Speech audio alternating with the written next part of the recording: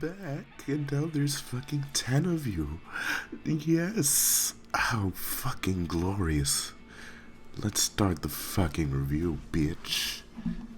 That's right. Whoa, nice graphic! I'm not someone who overly hypes up graphics. I'm not Digital Foundry. If you want that kind of shit, go to them. When it comes to graphics of cities and towns, it's beautiful, but only really in those areas. It's only the cities and towns that have that kind of mystique. One area where the graphics would fail would be the amount of poppin' in the game. It's just a bit off-putting. It's not very detrimental to the game itself, but there's just a lot of poppin'. Another area where the graphics would fail would be in the wild area while online. And no, I'm not talking about the N64 tree. I'm just talking about the overall frame rate. Just feels like it takes a dive when you're connected to the internet. Again, I'm not Digital Foundry, so I can't tell if this is the frame rate itself or just normal Nintendo lag. Again, it's not a major hindrance because you can just disconnect from Wi-Fi or Ethernet. But when it's one of the key features of the wild area, that's kind of disappointing. When it comes to all of the gym leaders and their Pokeball throw animations when they're Dynamaxing, those are all different, unique animations, and it shows a lot of personality from the characters themselves and even the player character as well. The moves that come from the Dynamax Pokemon are also amazing and very flashy. Where the animations would fail would be at some of the moves, the non-Dynamax moves I might add, just feel lifeless or outdated when moving or just hitting a move. Some Pokemon just feel like very lively when they're ramming at you at 4,000 miles per hour in the wild area. But in my honest thoughts, when it comes to the graphics and animations overall, they're just middle of the road. And that's a damn shame when this is a console with Xenoblade Chronicles 2, Breath of the Wild, and Mario Odyssey. And also another big gripe is why the fuck do I freeze time while I'm on a fucking ladder?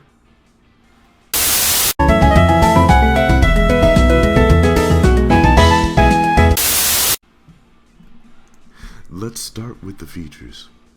When it comes to the features, there was a lot removed, there was a lot added, and there was a lot kept over. I'll state some of what was removed, added, and kept over. If I listed everything here, we'd be here for about 4 hours. If we were here for 4 hours, you'd probably stop watching the video at about 15 minutes.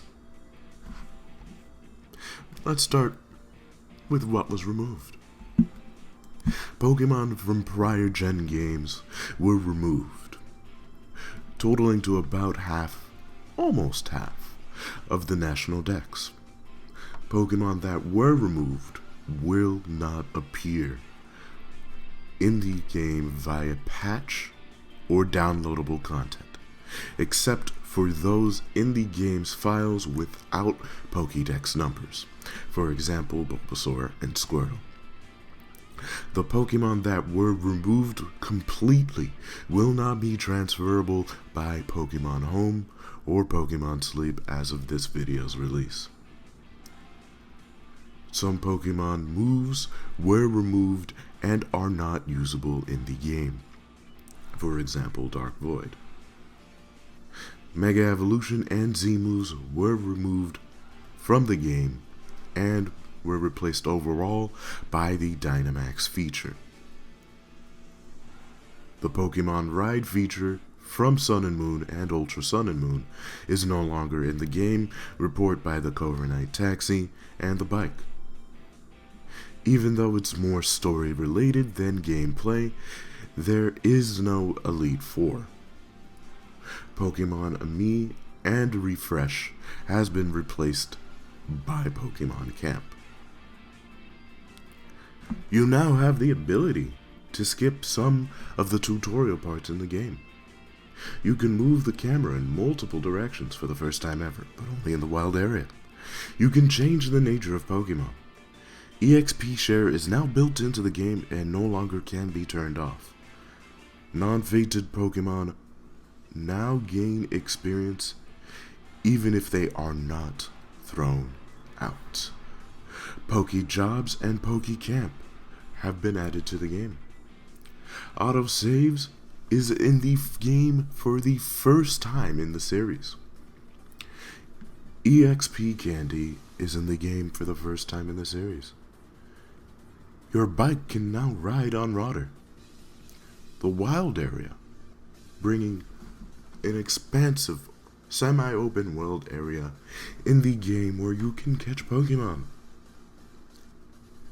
TRs, single-use TMs. The Dynamax feature, Dynamax raids, and Dynamax candy. And here's just the gist of what was kept over. No HMs from Gen 7. Pokemon roaming over the overworld from Let's Go. Random encounters from previous game make a return. Rare candies make a return. TMs from previous game make a return. And character customization from Gen 6 makes a return. From a gameplay perspective, it's okay. It's the same Pokemon gameplay from the 90s, now in complete and glorious 1080p. My main gripe is that there isn't really anything new. Nothing groundbreaking.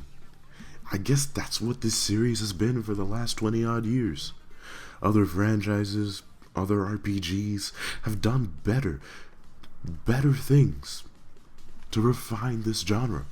The Persona series, the Xenoblade Chronicles series, the Tales of series have done a better job of pushing the overall funness of this genre from a gameplay perspective.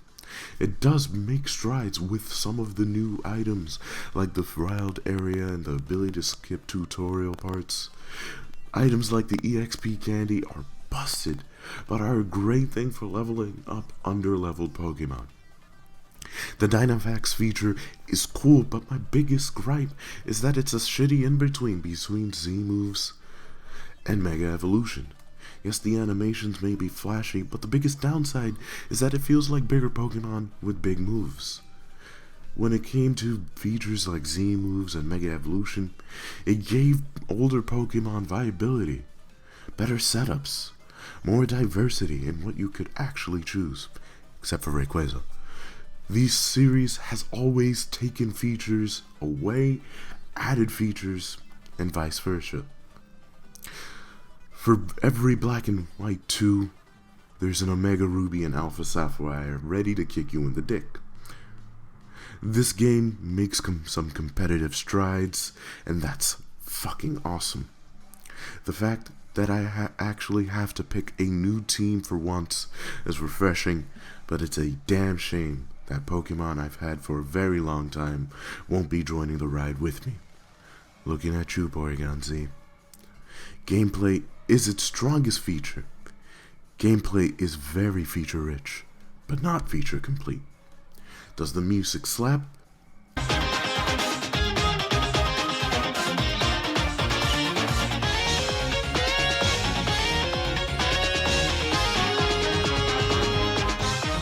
Fuck yes. And if any of y'all think the music is trash, you're fucking lying. Once there was an ugly barnacle. He was so ugly that everyone died. The end. For the story, I really don't have much to say about it. In some areas, it kind of feels like a mixed match of other stories put together. Oh look, a dilapidated city taken over by the evil team. Where have I seen this before? Oh look, an evil team that's not really evil. Where have I seen this before? Oh look, the legendary Pokemon is the source of the power the villain needs. Where have I seen this before? Oh look, the villain wants to destroy the city or control the world or region.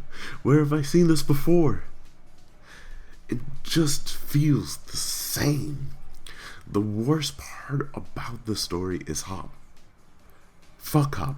He's an annoying, whiny piece of shit loser. He reminds me of myself. There are only few bright spots in this story. We once again finally have a douchebag rival again in Bede. They scrapped the Elite Four, replacing it with a tournament filled with your rivals and gym leaders. Leon, the champion actually tries to do something in the story. Instead of having you do it, he exists in the story. He's pivotal. He's pivotal to the story. He's better than champions like Diantha, Adler, and even Cynthia to a minor extent. My biggest problem with this story, and its biggest crutch, is the way some cutscenes are presented.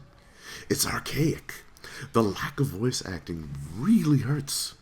To be honest, there was only 3 people that really only needed voice actors. Leon, Rose, and Piers, because they talk the most. But I guess that's what the anime's for. In my personal opinion, these games are mediocre. They're not Omega Ruby levels of awfulness. But story-wise, they don't hold a candle to Gen 5, or even mid to late game Ultra Sun and Moon. It doesn't have Mega Evolutions or Z moves. It does have the speed though. Fastest to date. It makes do with what it has. One thing before I end this. I ain't looking for perfection. I'm looking for jaw-dropping experiences. And that's what the Switch has done back to back to back to back. Unfortunately, Sword and Shield don't do it. Was it fun? Yes. Does the music slap?